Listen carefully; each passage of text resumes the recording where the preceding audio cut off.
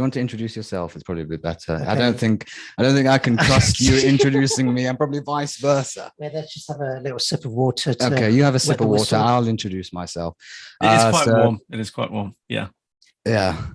My name is obviously Christopher John George, and I've been a Muslim since 2010 when I was in school.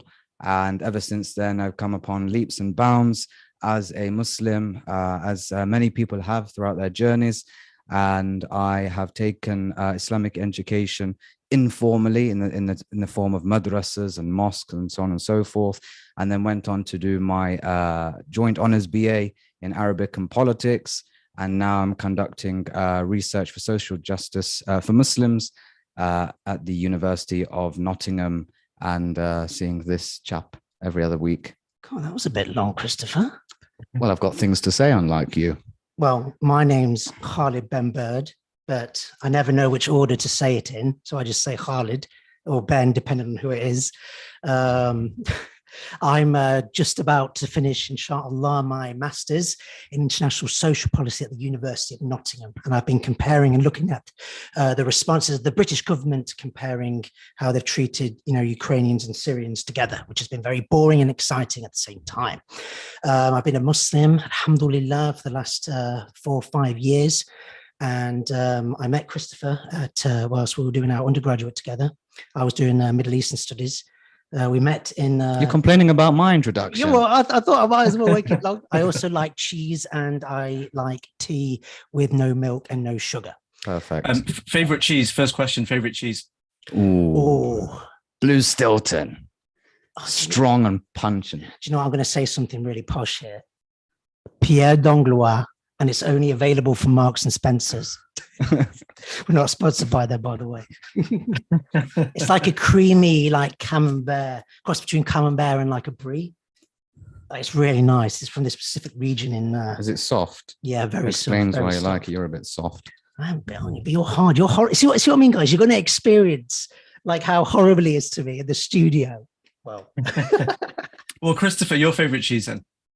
Blue Stilton. Okay. No messing about. That strong texture, the strong taste, but it's a bit crumbly as well, if you like. Mm-hmm. And teas, you mentioned tea, Khaled. Your favorite tea? 2 words. Yorkshire tea. Oh! I was hoping you'd say Earl Grey, but Yorkshire tea. Okay, that's I know that'll please some of our listeners here. So that's a good start. Have we got some people from Yorkshire watching then? Any Yorkshians? Yes, Helen. Hello. Hey up. Oh God. Just like that. So, what's your favorite cheese, brother? My favorite cheese is I like smoked cheese, which I only discovered fairly recently, and I think it's underrated. It's in like the cheese counter, and so you don't see it amongst the cheddars and the red Leicesters and the average kind of vanilla stuff. So smoked cheese is pretty good. Most smoked things are quite good actually. Yeah. And favorite tea is Earl Grey. Earl Grey. Earl Grey. I don't know. I think it's kind of gone down a bit over the years. That's why Yorkshire's still got the strength of the taste. Earl Grey's kind of gone a bit. Yeah, but what about Tetley's? That's another Yorkshire. That's a builder's tea. Is it? Do you reckon? Yeah. What with the trousers? I don't think I have the license for Tetley. Yeah, I don't have that. Good. So obviously, normalisation of Islam in Britain. So a very an obvious follow-on from cheese and tea. Oh yeah, that's true. So, well, actually, Sorry, but if we're going to talk about the normalisation of Muslims in Britain, let's start off with the introduction of the Halal full English. Because I've started to see that. Depends what he's got on his agenda.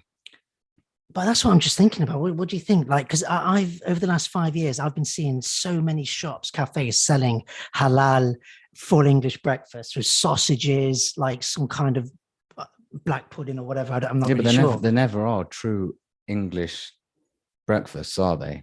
They're always like it's got a touch of Afghanistan to it, or Pakistan, or like it's never. It's like, for example, I feel like I kind of now understand what it's like being a Pakistani and going for a curry in the local curry house. Oh, It's not the I've same. never looked at it like that. Yeah, before. like they always say, it's not the same as having a curry at home. And what's not the same about, because I'm interested in this, I'm particularly invested in this topic. Well, I don't know. Like when you have I think file, it's the sausages. There's Yeah, always think they you always can't- put spices in the sausages. and the black pudding. I mean, And I've the not black had pudding is pig's blood, so I know, there's but- not a halal version of it. But like you can like make. I did see a vegan one today. Yeah, Saw a that's vegan what black I- Really? pudding. a vegan Yeah, version, I don't yeah. know what was in it. See, we had this debate on the way to Birmingham when we were visiting Birmingham's first mosque. And me and Christopher were having this very, intense debate about, halal chicken sausage is better than vegan sausages. What was the outcome of the debate? But well, obviously chicken sausages. Exactly. But I think it's just the taste. Like the sausages have always got the bit of the masala in it. It's just a different taste. It hasn't got that authentic. That reminds me of something. I was driving past a pub once and it said pork biryani, which I thought was not right. And it's along the spicy sausage theme, like masala sausages in the full English isn't. We lost Christopher. No, sorry, Derek's not doing his job properly. Our producer is the one that's behind the camera. Messing about with the settings. Yeah. Sorry about that, everyone. Now, I've never heard of a pork biryani before. That sounds terrible. In fact, I'm actually offended by this. Why did you say that? I was offended. Yeah, it was many years ago, but I think the trauma's been erased from my memory, so I've not really seen it again. Well, I hope you left a Google review. Yeah, I should have done then. Yeah. Sorry, on the topic of halal full Englishes, have you ever found anywhere that serves a decent portion of beans? Because this is my complaint. It's always just like a really tiny portion of beans, which is insulting. Well, I can't. I just find it's always beans in a pot, isn't it? That's what I've noticed now. So they've always started putting them in these ramekin pots. Beans belong in a tin. Well, yeah, but when you eat them, they don't belong in a tin. No, do but you know that. No, on the plate when you serve it. Oh yeah, you don't have the tin. It's talking about the amount that you get. Oh, he's not with it, is he? Too much. We've had curry early, you see. It must have really affected you. Food coma. No, I don't know. I don't know, because I'm English. Like, I don't very often go out for a halal full English because I'll just cook it at home. And are yours more closer to the real thing? Your version of it, your home cooked full English. I would definitely say that. And I, if I was a betting man, which clearly I'm not, but if I was, I'd definitely put money on it. I definitely put money on my halal English breakfast and my halal Sunday roasts. Oh dear. To be honest, I just have smoked salmon out the packet. Beef, venison, you name it, I'm there. Beef venison. Oh. Dear, oh dear. Where do we go along? Where do we go from here? Because I'm hungry now. Well, that is it's an element of the normalization of Islam, isn't it? Because that is true. Because you're taking the components of the culture that within which we exist, within which we're born in, with which we are grown up in, and utilizing our faith as a map.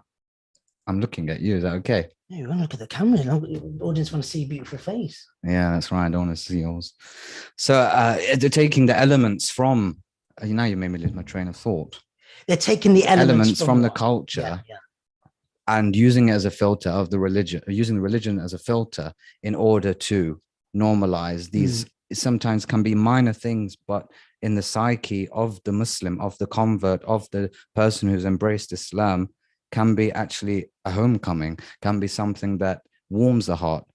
Something small as turkey rashers and chicken sausages and baked beans. But because it's halal, it causes the person to feel like, I can still be who I am. But I've got the faith in the heart. Because I think, speaking on behalf of myself, I don't know about you, Christopher, but when I have spoken to Muslims and when I first told them that I converted, they sort of used to joke with me, oh, you're going to be Pakistani, you're going to be Bangladeshi, you're going to be Arab. And I was thinking, No, like what about my culture? Like, surely my culture's not that bad. I mean, but so like having all these, you know, like Christopher says, these little things of like halal sausages being available, even I mean, in Cafe Nero now, brother, you can go in and I can eat and enjoy a sausage butty with HB brown sauce. And I know that they probably didn't think about like Muslims. In Nero? Yeah, in Cafe Nero, £4. Vegan? Yeah, vegan sausages. And they taste just the same. And it's the same with Greg's. The Greg's have now got a vegan sausage roll, and just allowing, you know, me being able to enjoy this treat that I used to have, you know, years ago. It does feel like a homecoming instead of having to, people would say like, oh, you have to like eat certain foods all the time. No, I do miss like the terrible English food as well. Can I ask a question on culture? I've heard from on more than one occasion from converts saying, oh, I'm English, I don't really have a culture. I think that's poppycock.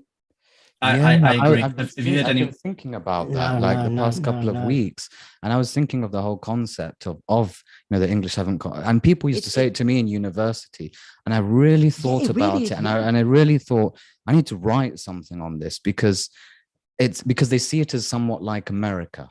It's a land that's been just taken, and it's a bunch of like all different nationalities, and it's a boiling pot, and everybody's inside, and it's just a free for all.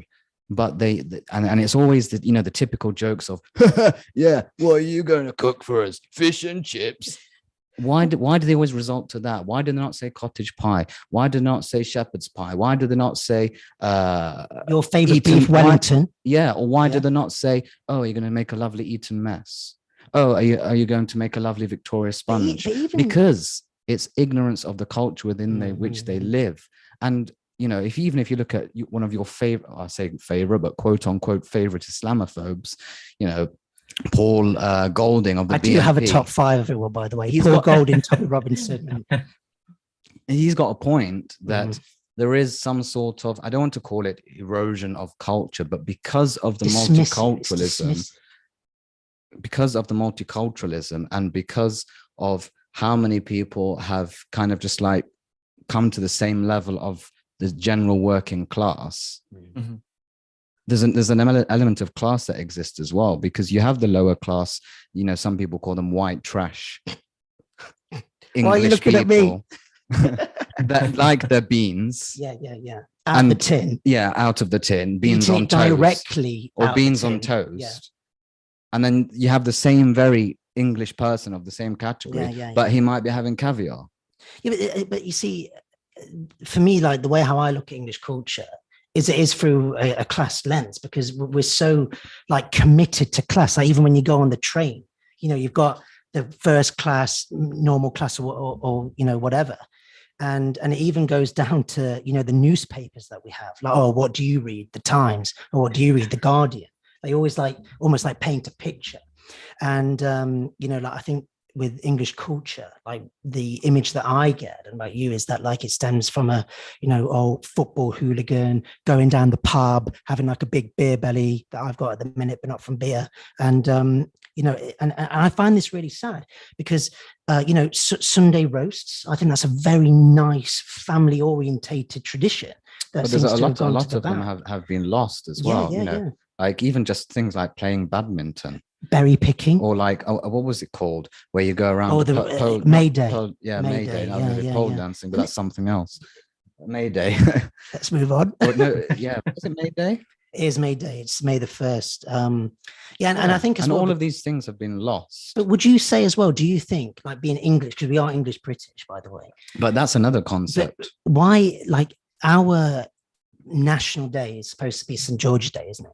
And every time, I don't know about you, if you've noticed this, brother, but like every time when St. George's Day comes across, it seems to be hijacked by a certain demographic of, you know, skinheads or whatever. Like that seems to be like what St. George's Day has become. Whereas like with Burns Night in Scotland or St. Andrew's Day, St. Paddy's Day, like it's all like positive. But when it comes to Englishness, like it seems to be like, no, you don't want to be proud of it. And that's because of the far right. But when would you say they hijacked that? like St. George's Day. I don't know. I couldn't put possibly a date on it without having a look further into it. But going back to the 1970s. topic with regard to the normalization of Islam and culture, there's definitely something that's been lost. And I think it's a shame because a lot of it could have been promoted and could have been allowed through that filter of Islam had more and more people come to Islam. So like, for example, if we take the example of Malaysia and Indonesia, and how Islam came to those lands through trade, through good manners. Now it's become a Muslim country, and one of the, if not the biggest Muslim countries in the world. The biggest Muslim population is in Indonesia. Yeah. So parts of Indonesian culture exist today, and they're practiced, but under the banner of Indonesian Muslim culture. And that can still apply here. It's an opportunity for us to be, not necessarily us as in me and you, but the converts that are existing now and that had been existing, let's say, in the last 200 years, to lay the foundations for this British Muslim culture. And when I say British Muslim culture, I mean English Muslim culture, because this whole concept of nationality and identity is something very, very different in the rest of the world. You go, for example, to Saudi Arabia, you can't stay there for 5 years and suddenly become Saudi Arabian, but you can come to Britain for 5 years and become British automatically. You know, I've got somebody down the road in Birmingham, one of my friends, and he's telling me, after 2 years, I'm gonna be British. And you just kind of think, well, are you? Okay, you're going to have the residency, you're going to have the permit to stay here, but you're not British per se. Your experiences, your upbringing, your lifestyle, your culture, your baggage, if you want to call it baggage, is so different. And it's kind of pushing down and suppressing what we have. And that's the whole notion of what is British and what is English. And that's why some people kind of try to divide it, English is white, you know, quote unquote indigenous, and British you can be Black British, you can be Asian British, or whatever it may be. It's a very, very interesting topic to delve into. But going back to the topic of normalization. I mean, the topic of normalization is a massive, juicy topic, but I think that this has actually steadily been happening over the course of the last 200 years. Like I hope everybody watches our show, by the way. If not, like, share, and subscribe. Anyway, like, we've been delving into the history of these quintessentially English, British, aristocratic converts, like Abdullah William Quilliam, that went to a grammar school or like some sort of public school, right? Yeah. And the same with, what was it, Baron Headley? These are part of the aristocracy. Yeah. And what part of the ways how they conducted their da'wah was by inviting people for what? For tea parties, you know, with the cute triangle cucumber sandwiches, the little like, and when cakes was that? And this was in the 1800s, like early 1900s. So why are we not doing it today? This is the point. I've said to so many mosques, why are we not doing coffee mornings? You've got cancer research that actually help and give it guidance and advice as well. So you could not only raise money for cancer research and help research this, you know, this disease that, you know, takes the lives by the will of Allah, so many lives each year, but also you're binding together and bringing together the community and inviting English people. What do old women, old British women, Jeanettes and the Marys and the Elizabeths, Mavis and the Barrys, the Daves and the Steves, who are 80 years old, in care homes, what do they love more? They love to chit chat about the weather and back in the old days, and the thing and drink and eat what? Tea, coffee, biscuits. So why don't we say, come to the mosque and come and have a carrot cake? Yeah. And what response do you get when you ask the mosque, will you offer it as an idea? Usually the response is inshallah. And we all know what that means. Maybe. Yeah, but I think it was you that told me this, like when I first converted, because Christopher knew me before I was a Muslim, subhanAllah. And, you know, the way how the masjid should be is like at the, you know, the pillar of the community, like bringing people together and, you know, giving dawah for non-Muslims, inviting them in, you know, because I know that over the last sort of 10 years, there's been a process of like the open mosque, coming Open in. Mosque Day. Yeah. And I think, and that's only for one day a year. Like this should be, done a lot more, like with these coffee mornings, because I should know from my own family's experience, because my parents worked in a public library. And my mum was very passionate about how the library wasn't just about going in there and like reading a book. No, it was about having that coffee morning, allowing like people who are elderly, might be alone, coming in, having a chit chat, and it breaks the day up. And applying that for them, and of course the libraries are shutting down now, and the mosques that we're building more mosques than ever. So let's utilize them. And that would then feed in to everything else of normalization, because how many times, because it would start to bring the notion and the idea of the Janets and the like can think, Keith, I'm going to go down to the mosque on Monday morning to go and have a cup of tea and a slice of cake. And it just becomes normal. And it's the same whole notion of other kind of like strands and categories that you can take from this. You just take the story, and you love this story, the story of Subway, the Halal Subway. And I remember when this was being introduced as well. At the time, so I just 2013. Yes, I just recently, been a Muslim for a couple of years, and you were still a non-Muslim at that stage. I'll build on from what you're going to say. So Well, I just remember it coming in and thinking, great. Derek, just going on from what Christopher was saying, like, so when Subway announced that all some of their franchises around the UK would start selling halal, I was a non-Muslim, and I remember being enraged because I thought at that time that this concept of halal when in relation to meat was some sort of poison, right? And that was from me not knowing Muslims, like this notion of halal and being Muslim as being othered to me, which I know where that's going to go in a bit. But like comparing your response, you're saying it as a Muslim, oh, this is great because I like. But I remember, I remember thinking it was great. However, I remember hearing people in the street. No, I remember walking down the street and hearing people say, "Oh, Subway's gone bloody halal! Can't believe it. Doesn't have a place here." And I remember go back to Mecca. I remember thinking, well, too late. Sorry. I'm going to tuck into my halal meatball Mariana or whatever it was called. Or even the Italian BMT, because that's normally salami and stuff. But that's the normalization. Yeah. And now it's become normal. To see the halal sign. To KFC is another prime example in recent years. Popeyes, the one that's just opened in Nottingham. Sorry to interject, but that was halal from the get-go. Yeah, but KFC wasn't.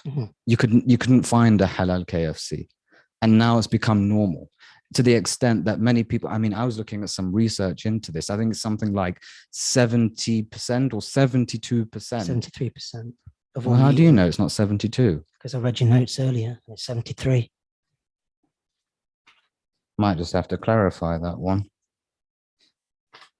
You know what? You're lucky I can't find it anywhere. Oh, 71. Close. Sorry, do you know, just on the topic of that, the coffee mornings, it really suppose they were to do that, mosque were to do that, it really depends on who's there from the mosque and who's representing the mosque. Because it could potentially put people further away.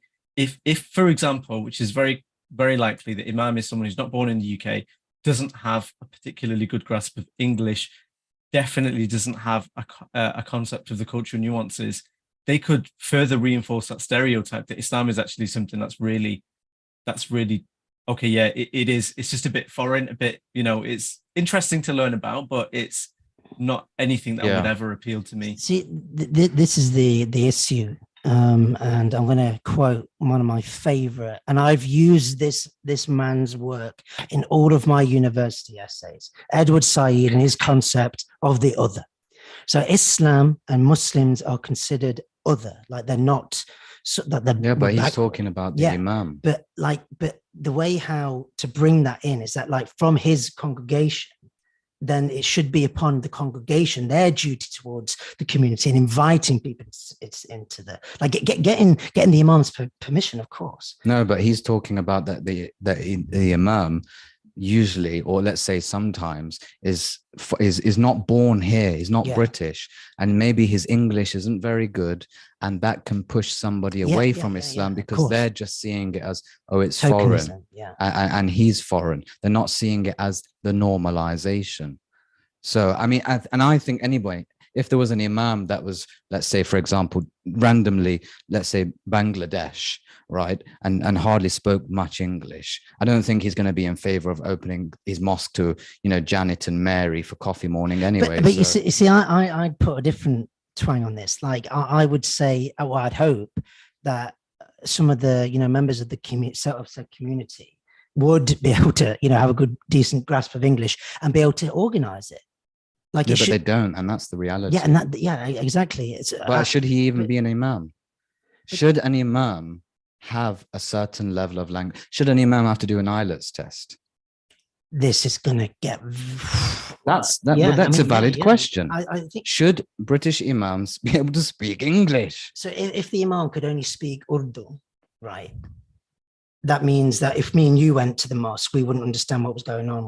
And he wouldn't be able to serve the whole entire community. And that because like you're you said, automatically segregated. Yeah. Because again, like it's this, that, because somebody, when I first converted, someone said to me, like, like some mosques, masjids are like categorized. Oh, that's a Bengali mosque. That's a Pakistani mosque. That's an Indian mosque. Like I never really heard anyone say, oh, this is a masjid.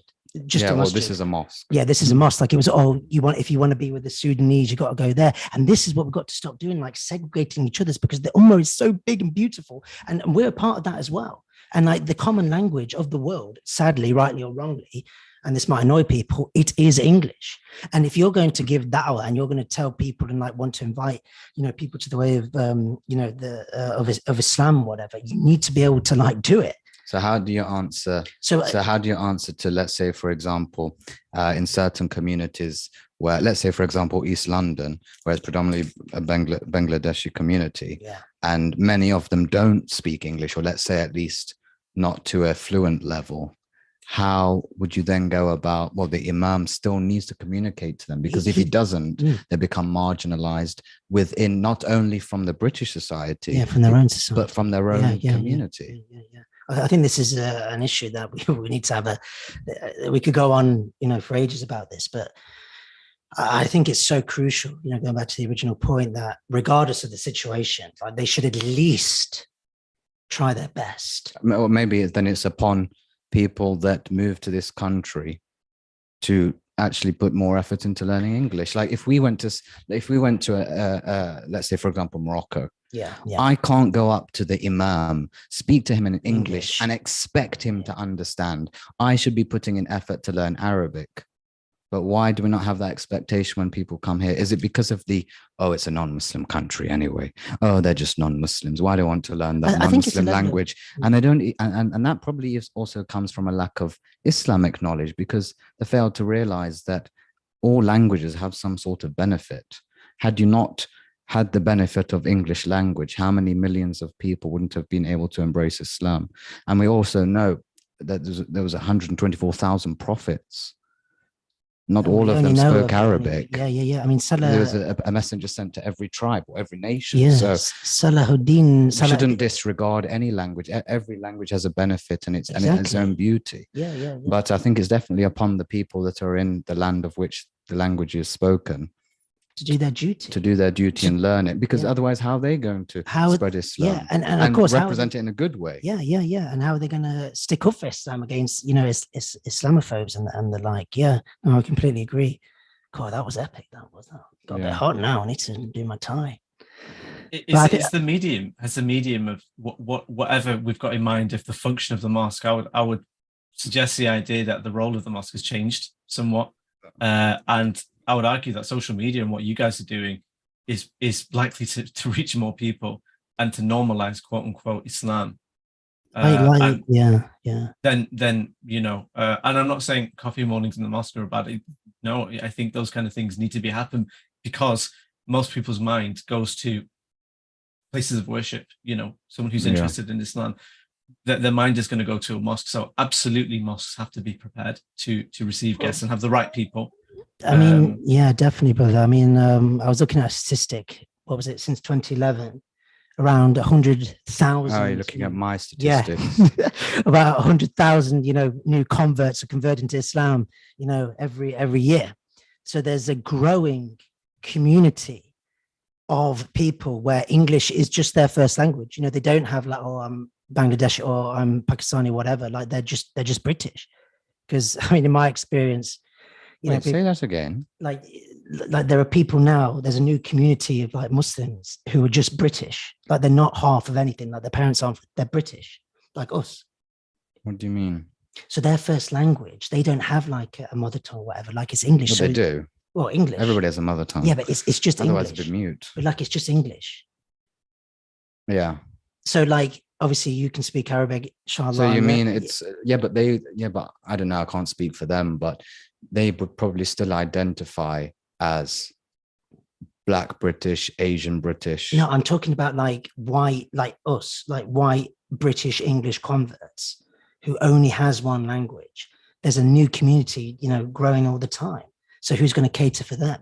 To be honest, this might get a bit deep, but like I see like our podcast as like part of this, say, normalization process and like promoting this concept of like British Islam that can highlight some of the benefits of British English culture, whilst also teaching and like showing how Islam connects, in everything that we do, like with the as little as like the halal breakfast or whatever, or maybe like non-alcoholic beer with completely and absolutely no alcohol in it, but like these sort of things, to break down these sort of barriers and what our culture means to us, as well as being Muslim. Because don't get me wrong, I've got a very large thobe collection, but I also like to wear my suits, or like I like to, like quote unquote, like dress English with like a flat cap.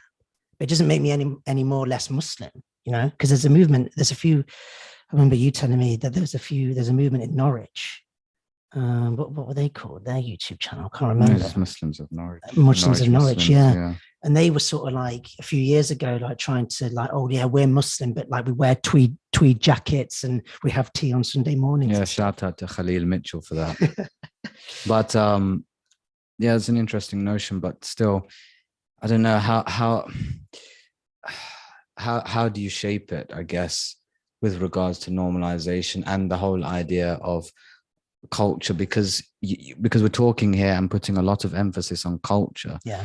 But on the flip side, people will say, and we sometimes say, culture is irrelevant to the extent whereby we're all one ummah, we're one nation, and we're Muslims, and that's what's important. We're not about nationalism, we're about one nationism, but under the umbrella of Prophet Muhammad sallallahu alaihi wasallam.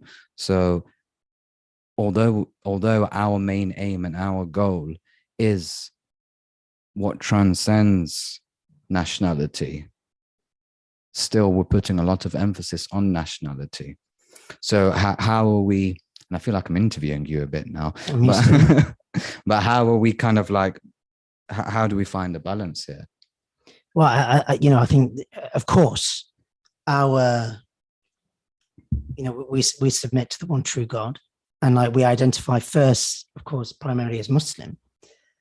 But at the same time, like during Ramadan, you see cultural nights and that sort of stuff, where different, predominantly Muslim countries are sort of like celebrated and like sort of normalized as being like, oh, they're Muslim. Like it's fused, the culture, them being Muslim and being, Pakistan or whatever, like it is sort of like normalized. I think with us, as we know, God, there's a fly on your notes. Yeah, it's all right. And I think with us, we're, because like being British and English is so like, oh wow, because the reaction that we're getting is like, but what I'm trying to get to is that why is this emphasis on, why are we emphasizing culture when really in reality culture doesn't matter. Yeah. Culture is not going to matter on the day of judgment. I think it's culture is not going to matter when you're in your grave. Yeah. And we ourselves emphasize that culture does not matter. You can be a Muslim regardless of your But that's color. part of our And here we yeah. are turning around and saying, no, in culture is actually very important. It's very important to preserve our culture. So there's a balance to be taken. Yeah, I think, but it's you have to take the moderate path, isn't it? Because like we said, when we hit 1,000 followers on Instagram, you said, quote, you know, it's part of the package, like us wearing the suits. Because like if we want to talk about Islam and like we've got a big massive beard and like we're just talking Arabic and people don't understand what we're saying and we're shouting and everything, like people are just going to, there's going to be a people that might have been interested but are just going to dismiss it. Let me flip it then. Okay, because I'm not talking specifically about English culture, but I'm talking like, say for example, Malaysians might say the same. They might say it's important to preserve the Malaysian culture. Okay, but can you preserve something that is, as long as if it's halal and it's permissible? Well, that's my point. Why are we emphasizing so much on culture? I think it stems from it's to do with the dawah, isn't it? Yeah, that's what our thing is that like if we were two British well, we are, but like if we just like stood and had our show and we were wearing thobes, for example, and like you know, a kufiya or whatever, like would we have the reaction that we've got? Probably, because I'd look really good. I don't know about you. I don't know how to come back from that. But I think part of the package, as you said, like our package and like saying, look, the only reason why we're bothered about the culture in the first place is saying, look, you don't have to ditch certain things that you can still do, like your sausages, and as if they're halal, you can still be Muslim. You can still do certain things. Therefore, I conclude that actually, in reality, the emphasis on the culture is in order to tackle Islamophobia and invite people to the beautiful religion of Islam. Hang on a minute. Can I finish my point, please, my brother? To tackle Islamophobia and to continue the journey of normalization in order to eradicate misconceptions about Islam. So it's about actually a process of off again.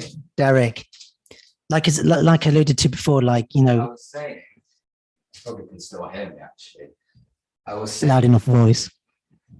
I was saying that it's actually a journey of defending the religion. Of course. Well, don't you feel proud when we do it? Because like our weapons are not, because someone said, oh, is that where you put your weapons or something on TikTok? And like you said, like what our weapons is, like our dawah. Like that's what we're using that as like our sword to like defend our religion. And like most, because like with me, like, you know, I didn't like Islam before. And it wasn't until like somebody that I could connect with started teaching me that like Muslims weren't all like backward or whatever. Like it went from the religion being othered to becoming normalized. And then something actually learning about the Prophet Muhammad sallallahu alaihi wasallam, like, wow, this guy, like my idol went from being Liam Gallagher to Muhammad. Like, because now I could identify with him, you know, and that's all because through somebody who had wisdom. And somebody that could speak English. Yeah, because that helps, obviously. I think like our brand and like, emphasizing culture just comes from what I said to you in university when you were interviewing for your theses. So my undergraduate thesis was, have we got any football fans in the room? Give us a hello. No, I can see some shakes of the head. That must mean that they're Liverpool fans, because obviously they don't play football, Liverpool. So my research was about...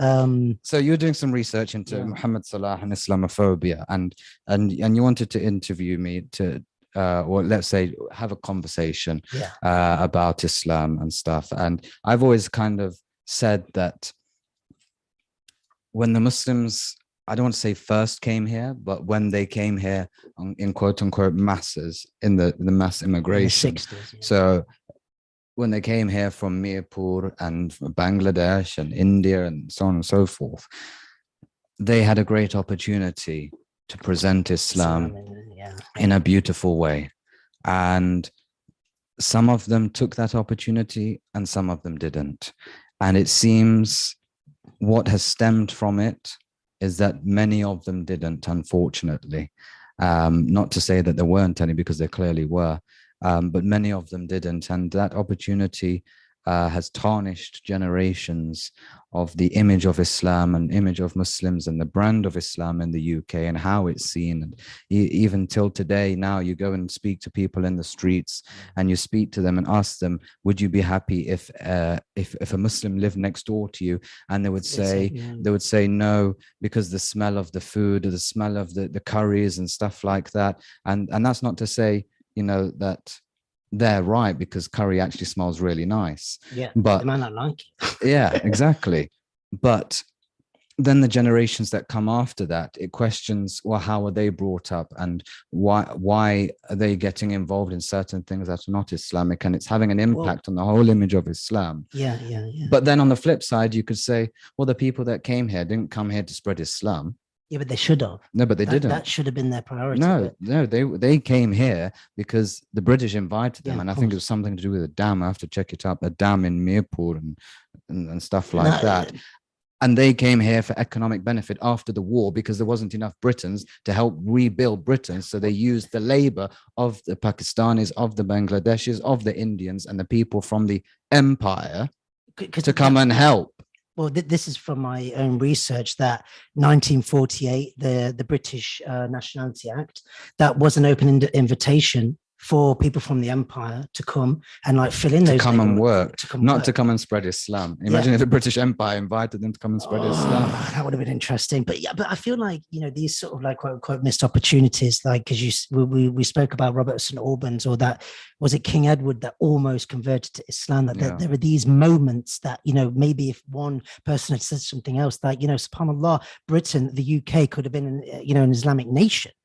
It wasn't that long ago that, in relative terms, that Spain, the Iberian Peninsula, was Muslim and thriving. I've been watching an epic documentary about that. But I think in terms of like British Muslims, or like Islam in Britain, like, because there's been like different periods, hasn't there? So the migration that you're talking about, and then of course the Salman Rushdie incident.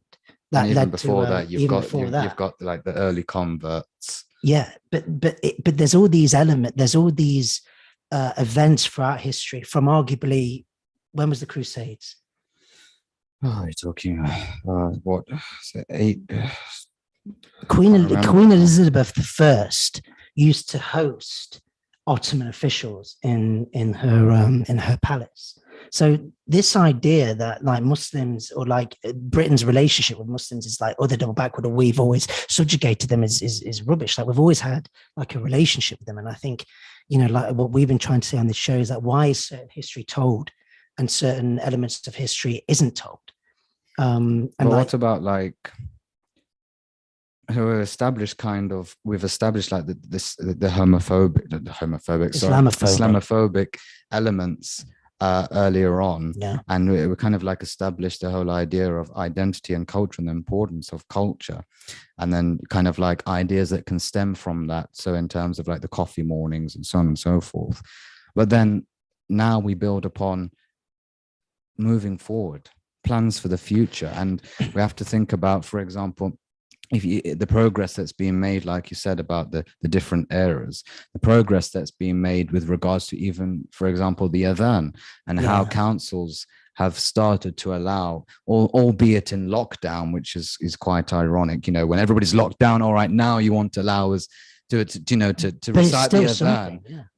But it's ridiculous. I don't accept still something. This is my country and this is my faith, and I don't accept still something. I would like to hear the adhan in my country. What was that comment that you said to me, that there's no like imams in the House of Lords? Like there's like an admittance of only bishops or something. That's something. Yeah, there's 26 automatic places for Christian bishops, and they have to be obviously Church of England bishops, and they get an automatic right to sit in the House of Lords. Not one single imam has a right to sit in the House of Lords. That means no imam, no Muslim representation in terms of a religious perspective gets to have a voice in the upper parliament, where bills are discussed, where they're reviewed, and where they're scrutinized. You do have Muslims in the House of Lords, the likes of Lord Ahmed, and you had Baroness Vorsi Yeah. and the like. But there is no room for an imam. There's no automatic place. It's not given. Yet we all want to say, oh, but Britain's an equal society. It's not. If you're Muslim, Britain's an equal society, and we're democratic and we're free. Selective. Do you think we have imams who are ready to be able to fulfill that position? And that's the next question. Even if we did, we would never agree on whether he should be put forward or not. There's always going to be, oh, no, he said this, and I don't agree with him because he's from that background, or I don't agree with him, he's from that background, and all the different, you want to call them sects of Islam, arguing among themselves. Who do you even put forward? Where do you even start with something like that? Or do you just go with something like, let's, as British Muslims, all have a democratic vote to have one selected imam? Or alternatively, if the Christian church has 26, then give us 3. We can have like a Sunni, a Shia, and those who align to like the more like the Salafi kind of so-called Salafi kind of sect. Not that they'd probably be interested anyway, because I don't think they would be. And then you would have some sort of representation whereby you might actually get a bit of progress without any in-house fighting. But then there's always going to be politics with it anyway, because it is politics. I mean, I can imagine people sitting in the mosques. Oh, did you hear about the imam that said this in the House of Lords that day? But we did an episode about like. But you'd have a voice. Yeah. At least you'd have a voice. But okay. But let's flip it. If I say, does Sadiq Khan represent you? What would you say? I would say that's different because he's a selected politician and not a selected imam. And an imam is somebody that actually publicly says that he adheres to the rulings of Islam and he represents Islam on a religious and spiritual level. Whereas Sadiq Khan, he doesn't even come out and kind of like say, you know, like he doesn't go into details of his religiosity. Okay. It's more, I just so happen to be of a Muslim background, but I'm the Labour MP and the Mayor of London. Okay, well, Humza Yousaf of the Scottish First Minister. So he, regardless of what he says, he comes out publicly, like, because there was a picture of him praying in a Holyrood house, and like he's clearly visually, you know, saying that he's Muslim. Again, same question: does he represent you? No, because I'm not Scottish, thank God. But if, but like put yourself in the shoes of a Scottish Muslim, like how you could say to some certain extent, because I think as members of the public, the hoi polloi, right? You have to give and take a bit. Okay, I might not agree with Hamza. You just said before that you don't want something. Something's not good enough. No, that's to do with the councils and only allowing the adhan in lockdown. But with regards to Hamza Yousaf, at least, like, for example, okay, he might say certain things which I disagree with, but you have to think of the bigger picture of what is he representing to non-Muslims. Is he contributing to the normalization of Islam subconsciously without even him knowing it? Is he contributing to the normalization of Islam? I'd say no. No, why? I just think as like me personally as a Muslim, like so the next time that a Muslim gets elected, well, the thing is, as our this is getting juicy. But if a Muslim gets elected as the first minister of Scotland next time, they're not going to be as shocked as they were the first time. They're not going to make a big bang about it. I didn't mean it from Paul Golden, realistic. No, but the thing in is, its true essence and original form. Yeah, sure. So he is contributing to normalization in that sense. But initially, like only like for like a millisecond, and then it's normal because like what I see. I disagree. Why is it normal? I'll tell you why. Like because I see the main reaction of people to Hamza Yousaf, even our Prime Minister, Mr. Rushi, like, they're Asian.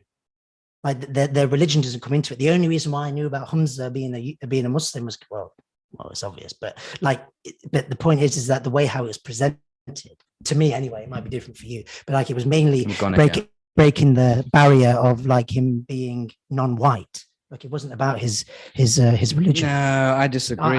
Oh, When the okay. First Minister of Scotland, regardless of whether he's Asian, Arab, or English, goes into prayer and puts down prayer mats and has photos taken in prayer in the house of the First Minister, that's contributing to normalization of Muslims. And that's not just about being Asian. It's only just about being Asian for the ignorant non-Muslim white person who seems to think that Muslims are only Asian. That's what I'm saying. That's the only thing.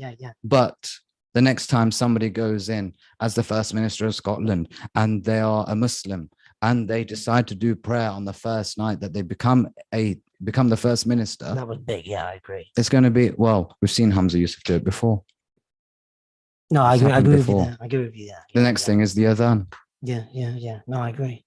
And that really irritates me, that many councils don't allow it, yet still on Sundays, I'm still hearing the church bells. Why do you think? Interesting comment here. Sorry to interrupt. I'd argue he's contributing to the visibility of Islam, not necessarily normalization. Yeah, I'd say that. I think this intertwined. But the thing is, though, like, what would the reaction be, say, if Christopher John George became the Prime Minister? I don't know.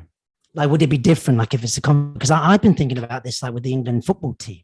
And it sounds a bit off topic, but like, there's never been a Muslim footballer, or like the cricketers that play for the. To the comment that was on, I think it was on Zoom. Yeah.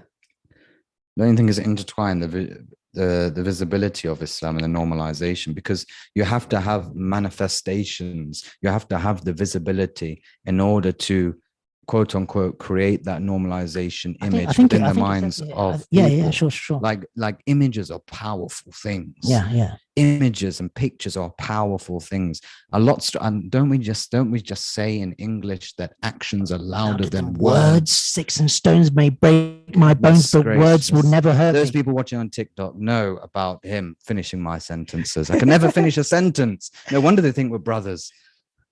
But actions are louder than words. Mm-hmm. And then people seeing a person praying, okay, it is visible and it contributes to the visibility of Islam, but that contributes to the normalization. I think it's a khutwa, like to that, like a step, don't get me wrong. But like I said, the way how I saw the election of Hamza Yusuf, the way how I saw the election of Sadiq Khan, and the way how I see, our brothers that are playing for the England national cricket team, like they aren't viewed as that, oh, they're Muslim, like they're viewed as, oh, they're Asian. And then that's as far as it goes. Yes, they have a beard, but like that's it. That's my personal thing. But like I never hear like, oh, this is like it seemed like Muhammad Salah, like when he prayed, like most people I saw was like, oh, the Egyptian king. Like it was never like the Muslim football. But they are, and that's why they sang the song "I'll Be Muslim Too." And that's not just, oh, he's Asian. No. But what I'm saying, it's because he's actually visibly contributed. Can I get my sentence out?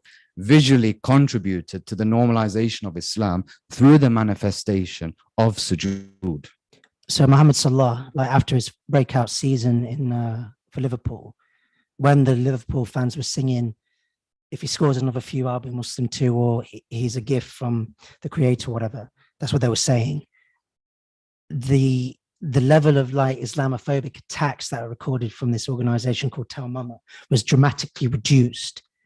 And somebody told me a story that they were watching Liverpool in the Champions League semi-final, and it was the time for prayer, and they were a bit scared, like because they needed to pray, but they didn't have anywhere to go because they didn't want to miss kickoff. So they ended up praying in like what's it called, like the concourse. So obviously there was loads of fans around them, and they laid down their coat and started praying. And the Liverpool fans were singing Salah. Okay, because that's where I agree with you. Because that's my point. Yeah, the visualization there, which is good. But then, how far does that go? Okay, what would you say to that? Because I mean, like now if somebody in Liverpool sees that is playing football, or not even in Liverpool, if somebody's playing football anywhere in the UK and they score a goal and they perform the prostration, they have this visual remembrance of Salah, and then they link that to Islam. And then and they see it as something normal. But had Salah not done that, and other Muslim players not done that, and then some kid on the street who's playing football or whatever in Sunday league scores a goal and does that, it's about like, bloody hell, what's he doing? Yeah. Can I finish my sentence? That's a habit. Please let me finish my sentence. Go on. No, finish my sentence. You finished it for me. That's why. Do you want to start my sentence? No, I don't. I don't want to be involved. So like, like my dissertation at Leeds was about like how Muhammad Salah like was contributing to combating Islamophobia. I mean, actually, I do actually agree with you actually about the Hamza Yusuf now. Exactly. So I think we should move on. Yeah. But I think with like having celebrities that are visually Muslim, like I think that can go a long way to the normalization of it, but also like having Muslim converts on there as well that can also contribute to it. Look at Andrew Tate. Yeah, that's something else, isn't it? Yeah. Because I think with Andrew Tate, like subhanallah, like obviously his platform is huge, ginormous, and I know subsequently from his very public conversion, many young gentlemen who are predominantly his followers like did take an interest in Islam, and of course that's a good thing. But then you need to build up on top of that. You need to keep building, don't you? Like it doesn't just stop there. Okay, like he's a celebrity, I converted, because he's taught me about this, but like it needs to carry on, doesn't it? Yeah, of course. But again, it paints an image, and it's an image away from what I don't want to say what I liked, but there's one thing that's important to note about Andrew Tate and his likes and his the people that are very, very similar to him, and even you could say put us in that category, not in the sense of like the alpha whole kind of etc. Christopher's ticklish. What? You're ticklish. You couldn't be like in a boxing fight, could you? Like Andrew Tate, just a whoop.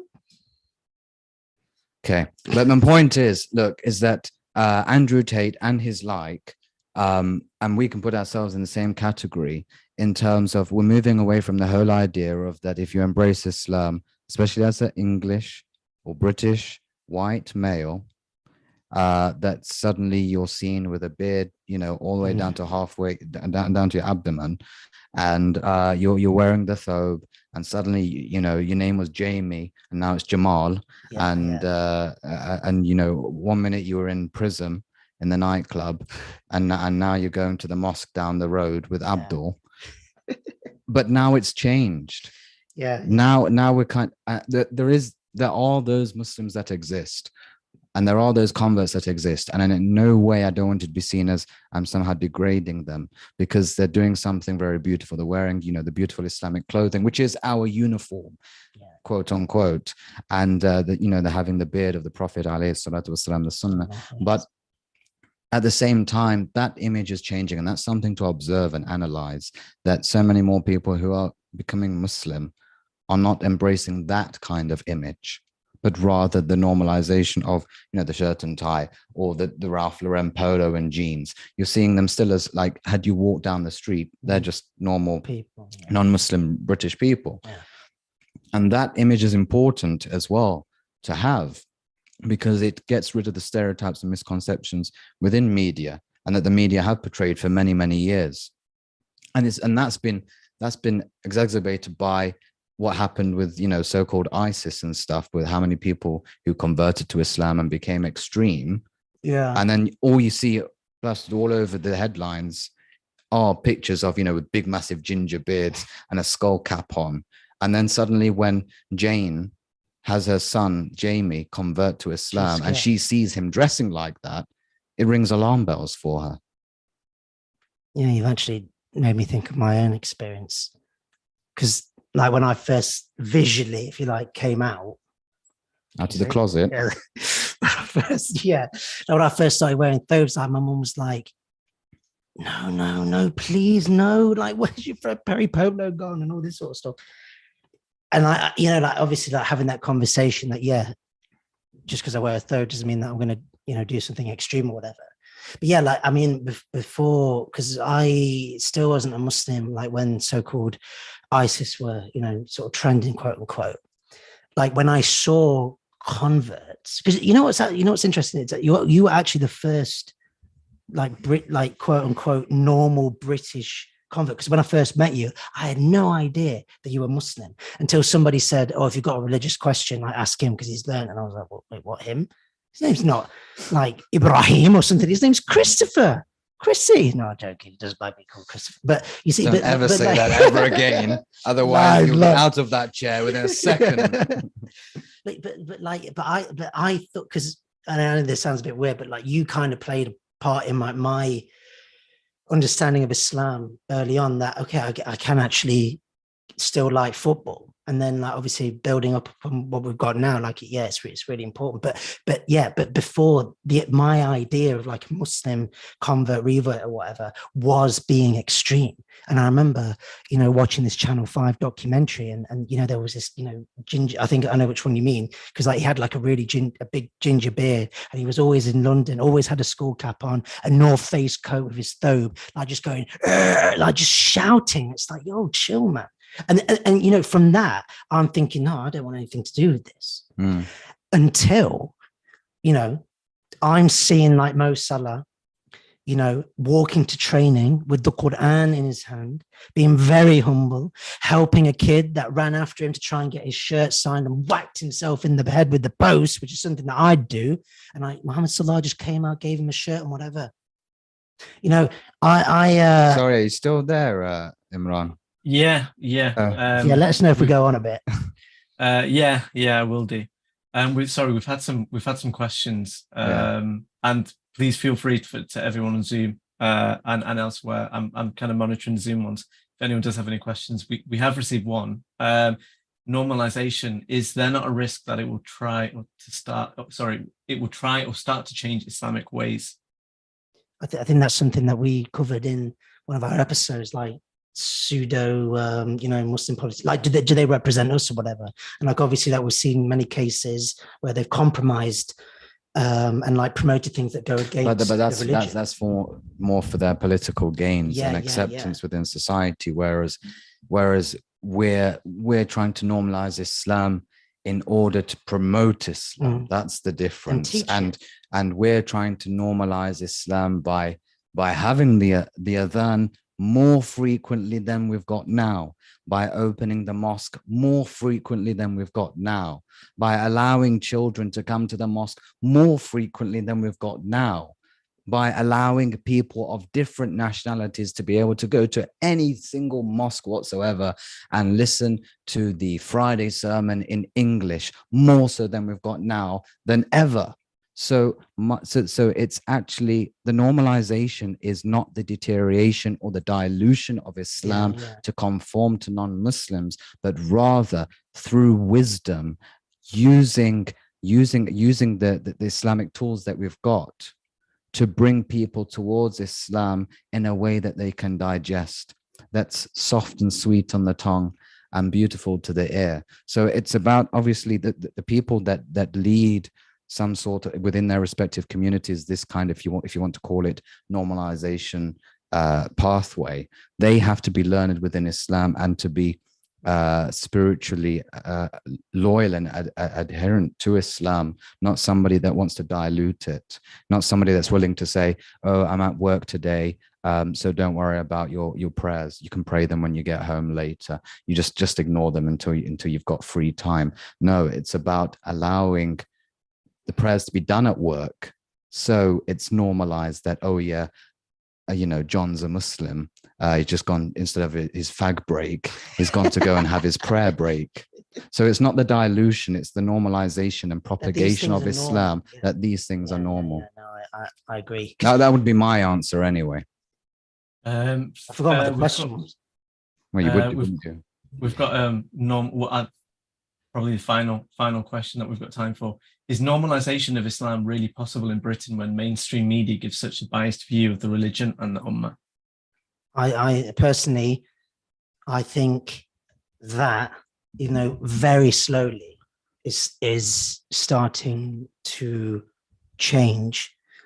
I say this because from my own like experience, like reviewing the media and like seeing like the way how the Muslim is presented, like I've seen the slow change from saying Muslim grooming gangs, like it's now becoming racialized, which is still bad, but like this negative connotation, I think is starting to evaporate now, because I think people are so fed up with it. And there's been so many academic papers that I've read and like watched so many like interviews and stuff where I just can't see that people now really believe this. Obviously, I know that still exists, and like the media impact is, you know, phenomenal in a negative way of how it's like stained people's impressions of Islam. But I do feel like the next generation, like I feel like we're too mixed up now. You know, people are becoming, you know, normalized to people praying. I mean, like going into a restaurant, like there's a prayer space now, or like, you know, halal restaurants, like not being like, you know, just something that you eat on the weekend when after a night out. Like it's starting to become this, and I think as well, like, you know, Saudi Arabia, like opening their country up to like tourism, the Qatar World Cup, you know, you had people that were coming in and say, oh, the Muslims use this thing called a bidet and they clean their bum with, you know, water and stuff. This is amazing. And then, of course, you know, a lot of people were converting to Islam, and like people starting to like think, okay, well, is this why they don't do it?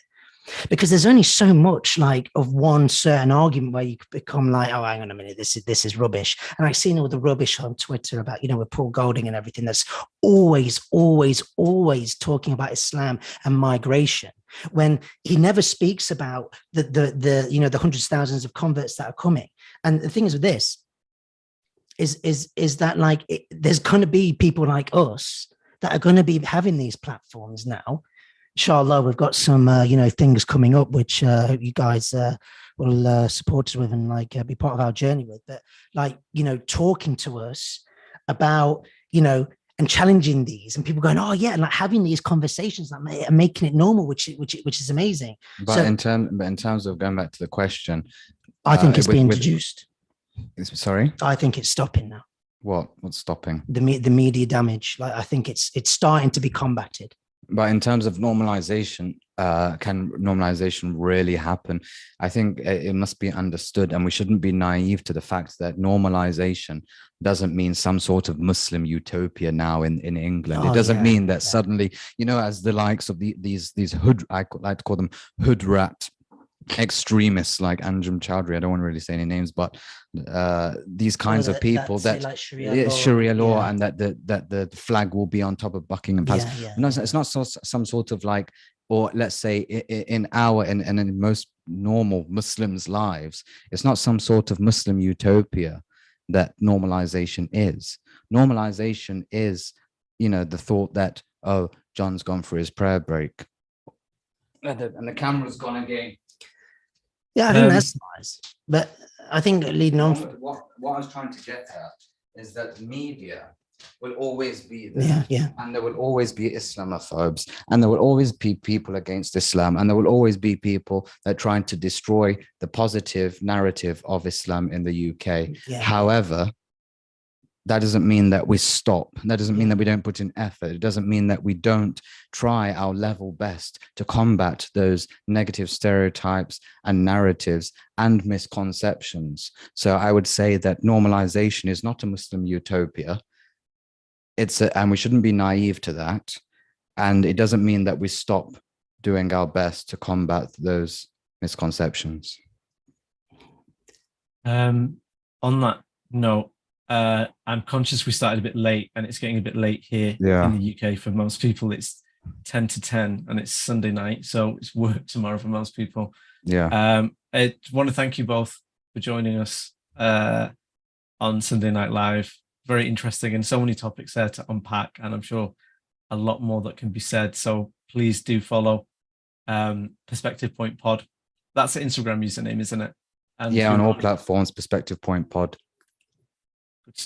Good stuff. So please do give them a follow. And any kind of closing remarks from you both? I'll let you speak first, otherwise you'll interrupt my sentence. No, I just want to say like a big thank you for like having us on. You know, it's an absolute pleasure. And you know, the way how our platform has just blown up has like grown over the last 2 months, you know, it's really humbling. And, you know, I just want to say to everyone that, you know, we do this for the sake of Allah Ta'ala and nothing else. Like we're not doing it for money or anything. You know. Yeah.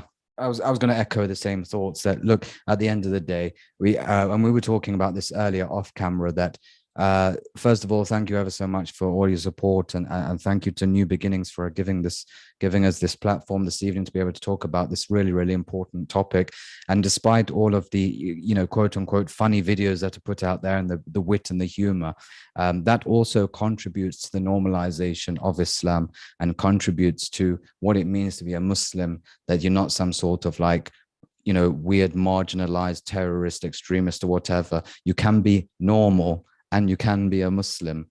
Obviously, there's boundaries and limits, but when we know the boundaries and limits, it's beautiful more than ever. SubhanAllah, like I completely agree, You've Christopher. had your concluding thought. Let the people go to sleep. They've got work in the morning. I haven't. Thank you. Thank you so much for everyone for joining too. And inshallah, we'll keep in touch, and I'm sure we'll see more of you in the future. Inshallah. Thank you ever so much. May Allah Barakallahu bless feek. you all. Assalamu alaikum, everyone. Alaikum salam wa rahmatullahi wa barakatuh.